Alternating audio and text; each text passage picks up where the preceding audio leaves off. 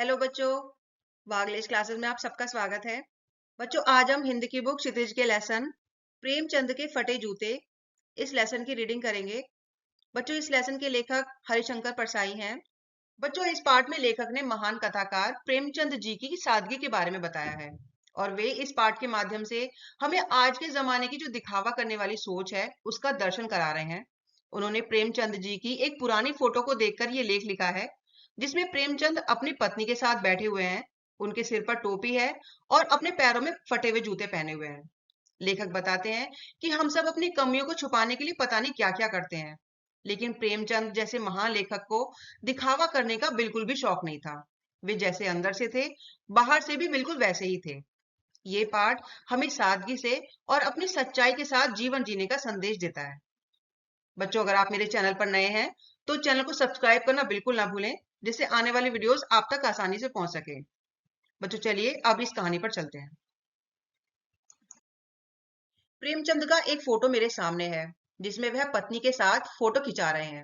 उन्होंने सिर पर किसी मोटे कपड़े की टोपी पहन रखी है तथा कुर्ता और धोती पहने हैं। कनपटी चिपकी है, यानी कानों के आसपास का हिस्सा बहुत पतला है। गालों की हड्डियां साफ नजर आ रही हैं, परंतु चेहरे की घनी मूछों से उनका चेहरा भरा भरा सा लग रहा है। उन्होंने अपने पैरों में कैनवस के जूते पहन रखे हैं, जिनके बंद यानी फीते बेतरतीब बंधे हैं। लापरवाही से उपयोग करने के कारण उनके जूतों के फीतों के सिरों पर लगी लोहे की छोटी पतरी यानी टोपियां निकल गई हैं, और जब फीते की पतरी निकल जाती है तो जूते के छेद में फीते डालना बहुत मुश्किल होता है। प्रेमचंद ने यहाँ ज्यादा मेहनत या दिखावा करने के बजाय फीतों को जैसे तैसे छेद में डालकर गांठ लगा ली है। उनके दाहिने पांव का जूता तो ठीक है, मगर बाएं जूते में बड़ा छेद हो गया है, जिसमें से उनकी उंगली बाहर निकली हुई दिखाई दे रही है, जिसके कारण मेरा ध्यान इस जूते पर अटक गया है। सोचता हूँ कि फोटो खिंचाने की अगर ये पोशाक है तो पहनने की कैसी होगी। अरे नहीं, मैं तो भूल ही गया था कि प्रेमचंद उन लोगों में से नहीं है जिनके पास घर के कपड़े और बाहर के कपड़े अलग अलग हों। प्रेमचंद में पोशाकें बदलने का गुण नहीं है। वे जैसे असल जिंदगी में हैं, वैसे ही तस्वीर में भी हैं। मैं फोटो में उनके चेहरे की तरफ देखकर मन में ही उनसे कहता हूँ कि क्या तुम्हें मालूम है, हे मेरे साहित्यिक पुरखे यानी पूर्वज, कि तुम्हारा जूता फट गया है और अंगुली बाहर दिख रही है। क्या तुम्हें इसका जरा भी एहसास नहीं है और थोड़ी सी भी लज्जा, संकोच या झेप नहीं है? अगर तुम चाहते तो अपनी धोती को थोड़ा नीचे खिसकाकर जूते के उस फटे हुए हिस्से और बाहर निकली उंगली को छिपा सकते थे। फटे जूते के बावजूद आपके चेहरे पर कोई शिकन नहीं है, बल्कि एक अजीब सा विश्वास है। जब फोटोग्राफर ने रेडी प्लीज कहा होगा तो आपने मुस्कुराने की कोशिश की होगी, जो जीवन के दुखों और संघर्षों के गहरे कुएं से निकलकर धीरे धीरे होठों तक आ ही रही होगी, कि तभी फोटोग्राफर ने फोटो खींचकर थैंक यू कह दिया होगा। आपकी यह अधूरी मुस्कान कोई खुशी वाली मुस्कान नहीं लगती, बल्कि यह एक व्यंग या उपहास की तरह लगती है, जैसे आप हम सब पर हंस रहे हो कि तुम लोग अपनी असलियत छुपाने के लिए कितने पापड़ बेलते हो, और देखो, मैं अपनी फटी हुई जूती के साथ भी कितना मजे में हूँ। कैसे आदमी हो, खुद तो फटे जूते पहनकर फोटो खिंचा रहे हो, पर दूसरों पर हंस भी रहे हो। फोटो ही खिंचाना था तो ठीक जूते पहन लेते या फोटो ना खिंचाते। फोटो ना खिंचाने से क्या बिगड़ जाता? शायद पत्नी ने बार बार अनुरोध किया होगा, जिस पर तुम अच्छा चल भाई कहकर बैठ गए होंगे। मगर यह कितनी बड़ी ट्रेजेडी है कि आदमी के पास फोटो खिंचाने को भी जूता ना हो। जब मैं तुम्हारी इस फोटो में हालत को देखता हूँ तो तुम्हारा क्लेश यानी दुख मुझे अपना दुख लगने लगता है। मेरा मन करता है कि मैं फूट फूट कर रो पड़ूं, मगर तुम्हारी आंखों में देखकर मैं रोना रोक देता हूँ, क्योंकि देखने से लगता है कि तुम्हारी दर्द भरी आंखें हम पर उपहास करते हुए कह रही हो कि तुम मुझ पर क्या रो रहे हो। मैं तो अपनी फटी जूती में भी अपनी शान और सच्चाई के साथ खड़ा हूँ।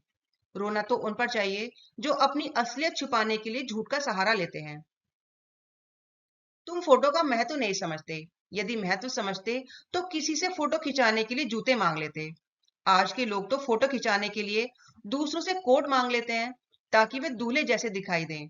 यहाँ तक कि शान दिखाने के लिए दूसरों की कार मांगकर बारात निकाल लेते हैं।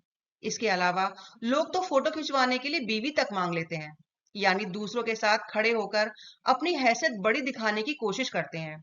और तुमसे बस एक जोड़ी जूते नहीं मांगे गए। तुम फोटो का महत्व नहीं जानते।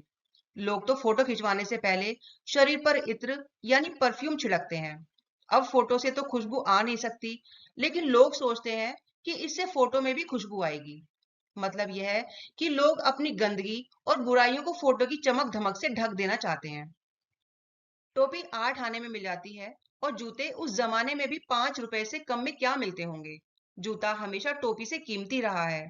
आज के दौर में तो जूते की कीमत और भी बढ़ गई है, और एक जूते की कीमत में 2500 टोपियां आ जाती हैं। इतना दर्द मुझे आज तक कभी नहीं हुआ जितना मुझे फोटो में आज तुम्हारा फटा जूता देखकर हो रहा है। तुम महान कथाकार, उपन्यास सम्राट, युग प्रवर्तक, जाने क्या क्या कहलाते थे, मगर फोटो में भी तुम्हारा जूता फटा हुआ है। मतलब जिस इंसान की इज्जत आसमान जितनी ऊंची थी, उसके पास अपने पैरों की रक्षा के लिए एक सही जूता तक नहीं था। मेरा जूता भी कोई अच्छा नहीं है। यह ऊपर से तो अच्छा दिखता है, जिसमें अंगुली बाहर नहीं निकलती, पर अंगूठे के नीचे जूते का तला फट गया है। मेरा जूता नीचे से फटा होने के कारण मेरा पैर जमीन पर घिसता है। कंकर पत्थर वाली जमीन पर रगड़ने से खून भी निकलता है। मेरे जूते का पूरा तला गिर सकता है, पूरा पंजा छिल सकता है, मगर अंगुली बाहर नहीं दिखेगी। तुम्हारे जूते में तुम्हारी अंगुली दिखती है, परंतु पांव सुरक्षित है। मेरे जूते में मेरी अंगुली ढकी है, परंतु मेरा पंजा नीचे से घिस रहा है। तुम पर्दे का महत्व ही नहीं जानते। हम पर्दे पर कुर्बान हो रहे हैं, यानी तुमको कुछ भी छिपाने की आदत नहीं। तुम्हारे लिए पर्दा यानी दिखावा कोई मायने नहीं रखता, लेकिन हम लोग अपनी असलियत छुपाने के लिए अपनी सुख शांति तक कुर्बान कर देते हैं। तुमने फटा हुआ जूता बड़े ठाट से यानी बहुत इज्जत से पहन रखा है, लेकिन मैं ऐसे नहीं पहन सकता। और इस तरह फोटो तो मैं जिंदगी में कभी भी नहीं खिंचवाऊं, चाहे कोई मेरी जीवनी बिना फोटो के ही छाप दे। जब मैं तुम्हारी यह व्यंग मुस्कान देखता हूँ, तो मेरी हिम्मत जवाब दे जाती है। ऐसा लगता है कि तुम मुझ पर हंस रहे हो। क्या मतलब है इसका? कौन सी मुस्कान है ये? यानी आखिर तुम मुस्कुरा क्यों रहे हो? इस फटे जूते में ऐसी कौन सी खुशी मिल गई है तुम्हें? और इस मुस्कान का राज क्या है? क्या होरी का गोदान हो गया? क्या पूस की रात में नीलगाय हल्कू का खेत चर गई? क्या सुजान भगत का लड़का मर गया क्योंकि डॉक्टर क्लब छोड़कर नहीं आ सकते? नहीं, मुझे लगता है माधव औरत के कफन के चंदे की शराब पी गया। वही मुस्कान मालूम होती है। बच्चों, यहाँ ये चारों वाक्य प्रेमचंद द्वारा लिखित गोदान, पूस की रात, मंत्र व कफन उपन्यास और कहानी के संबंध में लेखक प्रेमचंद जी से मुस्कान के बारे में पूछ रहे हैं। गोदान में उसका नायक होरी पूरी जिंदगी एक गाय की चाहत में घुट घुट कर मर जाता है। क्या आप इस बात पर मुस्कुरा रहे हैं कि अंत में होरी की मुराद पूरी हुई? ये समाज ने उसे मार डाला। और कहानी पूस की रात में गरीब किसान हल्कू की फसल नीलगाय चढ़ जाती है, फिर भी वह खुश होता है, क्योंकि अब उसे कड़कड़ाती ठंड में खेत की रखवाली नहीं करनी पड़ेगी। क्या यह उस बेबसी की खुशी वाली हंसी है? कहानी मंत्र में संवेदनहीन डॉक्टर अपना खेल छोड़कर एक गरीब बच्चे को बचाने नहीं आया, जिस कारण बच्चा मर जाता है। कहानी कफन में घीसू और माधो अपनी पत्नी के कफन के लिए इकट्ठा करे गए पैसों से शराब पी जाते हैं। बच्चों, इन वाक्यों से ये लेखक कहना चाहते हैं कि प्रेमचंद की मुस्कान वैसी ही कड़वी और ठंडी है, जैसे वे कह रहे हो कि ये दुनिया कितनी बेरहम और अजीब है। मेरी जनता के लेखक, मैं तुम्हारा जूता फिर से देखता हूँ, यह कैसे फट गया। बच्चों, यहाँ जनता का लेखक प्रेमचंद को इसलिए कहा गया है क्योंकि प्रेमचंद ने अपने उपन्यास और कहानियों में आम जनता, किसानों और मजदूरों के हक के बारे में लिखा है। क्या तुम बहुत चक्कर काटते रहे? क्या बनिए के तगादे से बचने के लिए मील दो मील का चक्कर लगाकर घर लौटते थे? परंतु चक्कर लगाने से जूता फटता नहीं है, घिसता है। कुंभन दास, जो एक भक्त कवि थे, उनको जब राजा अकबर ने फतेहपुर सीकरी बुलाया था, तो उनका जूता भी फतेहपुर सीकरी आने जाने में घिस गया था, जिससे बड़ा पछताते हुए उन्होंने कहा था, आवत जात पनैया घिस गई, बिसर गयो हरि नाम। यानी आने जाने में जूता घिस गया और मैं भगवान का नाम लेना भी भूल गया। और ऐसे बुलाकर देने वाले राजाओं के लिए कहा था, जिनके देखे दुख उपजत है, तिनको करबो परे सलाम। यानी जिनको देखने से दुख होता हो, उनको मजबूरी में सलाम करना पड़ता है। चलने से जूता घिसता है, फटता नहीं। तुम्हारा जूता कैसे फट गया? मुझे लगता है तुम किसी ऐसी सख्त चीज को ठोकर मारते रहे हो, जो परत दर परत सदियों से जम गई है। उसे शायद तुमने ठोकर मार मार कर अपना जूता फाड़ लिया। कोई टीला यानी मिट्टी का ढेर जो रास्ते पर बन गया था, उस पर तुमने अपना जूता आजमाया था। तुम उससे बचकर उसके बगल से भी तो निकल सकते थे। टीलों से समझौता भी तो हो जाता है। सभी नदियां पहाड़ थोड़े ही फोड़ती हैं, कोई रास्ता बदलकर घूमकर भी तो चली जाती है। बच्चों, यहाँ लेखक को लगता है कि प्रेमचंद रास्ते में आने वाली मुसीबतों और समाज की बुराइयों से बचकर कभी नहीं निकले। उन पुरानी सड़ी गली परंपराओं को, जो सदियों से हमारे समाज में पत्थर की तरह जमी हुई थी, उन बुराइयों से लड़ते लड़ते प्रेमचंद को आर्थिक नुकसान हुआ और गरीबी झेलनी पड़ी। लेकिन उन्होंने कभी भी हार नहीं मानी। उन्होंने समाज की बुराइयों से लड़ना मंजूर किया, परंतु उनके सामने झुकना, ये रास्ते बदलना मंजूर नहीं किया। सच तो यह है कि आप दुनिया की तरह चालाक नहीं बन पाए और कभी किसी गलत बात से समझौता नहीं कर सके। मुझे तो लगता है कि आपकी भी वही कमजोरी थी जो आपके उपन्यास के नायक होरी की थी। वही नेम धर्म, यानी अपने उसूलों और सच्चाई पर अड़े रहने की आदत। होरी के लिए तो यह सच्चाई एक जंजीर बन गई थी जो उसे ले डूबी। लेकिन आपको देखकर ऐसा लगता नहीं है। आप जिस तरह इस फटे जूते में भी मुस्कुरा रहे हैं, उससे तो यही लगता है कि आपके ये उसूल आपके लिए कोई बंधन नहीं थे, बल्कि यही आपकी असली आजादी थी। आपने कभी समाज के दिखावे के लिए खुद को नहीं बदला और इसी ईमानदारी ने आपको मानसिक रूप से एकदम आजाद रखा है। आपके पैर की यह उंगली जो जूते से बाहर निकल आई है, यह मुझे एक इशारा करती हुई लग रही है। मुझे ऐसा लगता है कि समाज में जिस चीज से आपको नफरत है, उसकी तरफ आप हाथ की उंगली से नहीं, बल्कि अपने पैर की इसी उंगली से इशारा करते हैं। आप शायद उन बुराइयों और पत्थर दिल लोगों की तरफ इशारा कर रहे हैं, जिन्हें ठोकर मारते मारते आपने अपना जूता फाड़ लिया है।